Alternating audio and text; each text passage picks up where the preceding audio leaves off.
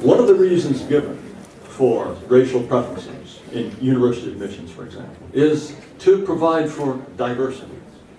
We're told that diversity is a great strength. Some people would even say diversity is the greatest strength that the United States has. And of course, diversity is supposed to have a lot of different components: language, religion, nationality, ethnicity. But let's face it, the most important one is race. Now, the fact is, diversity of this kind isn't a strength. It's not a strength anywhere. The words racial conflict, racial tension, racial discrimination, all of those terms crop up very frequently in language in the United States today because diversity is a problem rather than a strength. It's a source of tension, conflict, and dissension. Let's consider just the workplace alone. In fiscal year 2007, the Federal Equal Employment Opportunity Commission, that's the EEOC, they received no fewer than 39,876 formal complaints of racial and national origin discrimination. That's more than 150 of them every single workday. Now, in addition to the EEOC filings, there are states, counties, municipalities, corporations, universities. Every part of the government and the armed services has their own grievance procedure for racial discrimination charges. Employees can also, if they don't want to go through those procedures, they can file directly in federal court for racial discrimination. And every year, blacks alone file about 21,000 racial discrimination lawsuits in the federal courts. There's the U.S. Civil Rights Commission, the Office of Federal Contract Compliance, the Justice Department's Civil Rights Division, and the state and local equivalents of all of these offices. They exist because diversity is such a source of problems and tensions and conflict. I suspect that if you counted up all of the racial discrimination filings throughout the United States and all the different venues available for formal filings of this kind, you would find hundreds of thousands of them. That's an enormous amount of effort, an enormous amount of heartache, all deriving from diversity, which is supposed to be a strength. Now, if diversity were inherently good, inherently valuable, inherently wonderful, why would we have to have the highly paid profession known as diversity consultant to manage it? Things that are inherently good, to enjoy them or to make the most of them, you don't need a consultant. You don't need a consultant to make the most out of good tasting food, beautiful weather, the affection of your friends. Those are inherently good things. Diversity requires consultants because diversity is hard. Diversity is difficult. It's because it's difficult for people to try to work and act and live together with people who are unlike themselves. Practically every survey of employees will find that not only are employees more comfortable working with people of the same race as themselves, they also prefer to work with people of the same sex and about the same level of education. And again, if diversity is this wonderful strength to which we should all be attracted, why is it that so many people avoid it when they get the chance? In their private lives, when people are entirely free to choose their associates, most people, they prefer homogeneity rather than diversity. Think about a backyard barbecue, or lounging around with friends, or a dinner party, or a church. When people are free to choose their associates, by and large, they do not choose this diversity, which is supposed to be such a great strength. Now, what about residential decision making? I'm sure you've all heard of white flight. This is the idea that if whites are living in a neighborhood and a certain number of non-whites show up, they up stakes and clear out and go to some neighborhood that is still majority white. And whites are routinely criticized for this. This is supposed to be a horrible racist act on their part. The fact is, it's very much a universal thing. There are now many what were established black neighborhoods where Hispanics have moved in. And blacks are very unhappy about this. They like the neighborhood the way it was. They prefer the company and institutions of blacks, and they don't want them changed by the arrival of newcomers unlike themselves. And it can get considerably worse in terms of neighborhood integration. I don't suppose any of you heard about this, but in May of 2009, there was a federal indictment of 147 members of a Hispanic gang called the Barrio Hawaiian Gardens Gang. This is in the town of Hawaiian Gardens in California. What was this gang doing, this gang of Hispanics? They were systematically trying to clear every black person out of Hawaiian Gardens. That's what they thought of diversity. They called themselves a hate gang. They were murdering blacks, I beg your pardon. There's a Hispanic gang trying to clear all blacks out of their town. This was such a substantial undertaking that U.S. Attorney Thomas P. O'Brien, he called these arrests, quote, the largest gang takedown in United States history. In his view, this was bigger than Al Capone, bigger than John Dillinger, bigger than anything the Mafia ever did. And I suspect no one here has ever heard of it. Why would that be? It's because what was happening there, this ethnic cleansing of blacks by Hispanics, was such a shocking slap in the face to the idea that diversity is a strength that people just don't want to talk about it. This runs so counter to what we're told about diversity being a strength that we just better hide this news, even if it is the greatest gang takedown in all of American history. The same is true in prisons. Whenever there's a prison riot, by the time you get to the 12th or the 13th or maybe even the 15th paragraph, you find out that, well, yes, it was because of race. Prison riots are almost exclusively race riots. Generally, riots between blacks and Hispanics, but sometimes whites, Asians get involved. But again, we don't want to talk too much about this because we have this myth that diversity is a strength. Often even in high schools, when you have a large number of black and Hispanic students, you can have very serious race riots. Just a few days ago, Silverado High School in Victorville, California had a series massive brawls between black and Hispanic students. I doubt you read about that. These things are almost never reported. And near the end of this news story, one of the administrators said, yes, this is a constant problem. This happens every year and we can't solve it.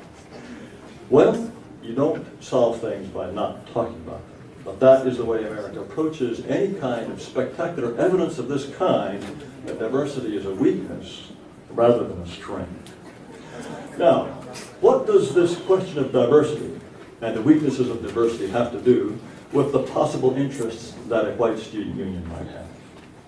It has to do with the following. In 1960, the United States was about 90% white. Since that time, massive immigration from non-white countries has reduced the white majority to about 62, 63, 64%. The projection is that by the year 2042, whites will be a minority in the United States.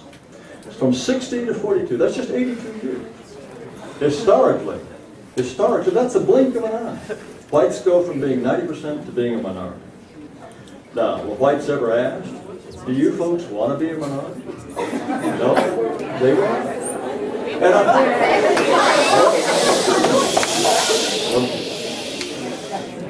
have your attention. Whites were never asked, and I think, ladies and gentlemen, can I have your attention, please? As stated previously, folks, speakers shall not be subject to harassment nor shall others' right to hear the speaker be infringed. If any additional disruptions occur, you will be asked to leave. So that please hold some of the small talk and chat in your comments towards the end with each other in the hallway. Thank you.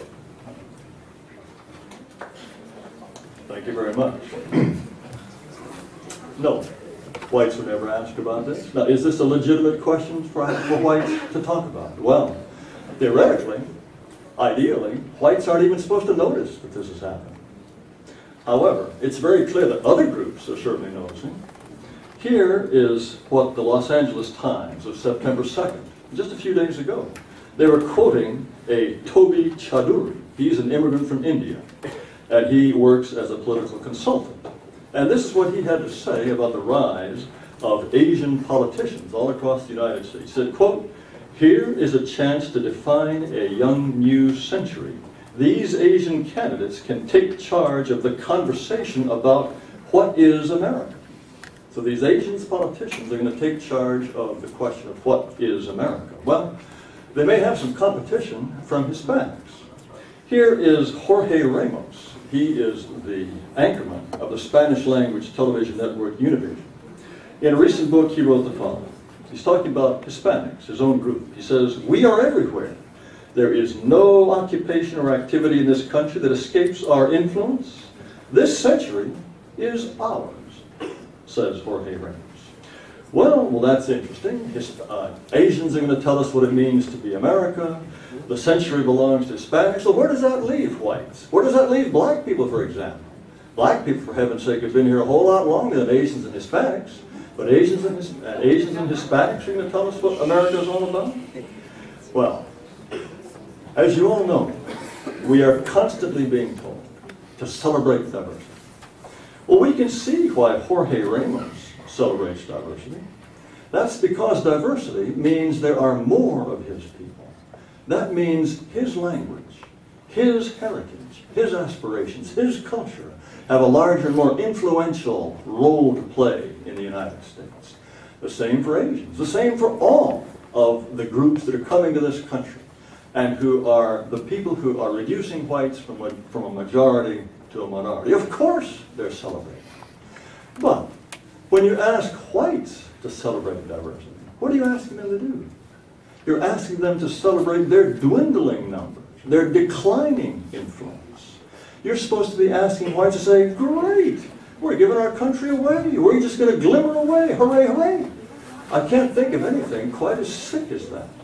And the amazing thing is the number of whites who's been bamboozled and browbeaten into thinking that somehow just fading away is some sort of virtuous activity.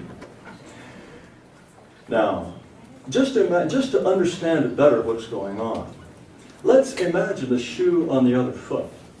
Let's imagine that hundreds of thousands of poor and badly educated Americans, white Americans, were pouring across the border into Mexico. And let's imagine that they were insisting on instruction in school in English rather than Spanish. Let's imagine they were asking for ballot papers in English rather than Spanish. They were celebrating 4th of July rather than Cinco de Mayo, buying up newspapers, publishing in English, television stations, radios, all publishing and broadcasting in English, and that there were so many of them coming in that they threatened to reduce Mexicans to a minority. Do you think the Mexicans could possibly be tricked into thinking that this was enrichment, this was diversity, that this was great? No, no. They wouldn't stand for it for a moment.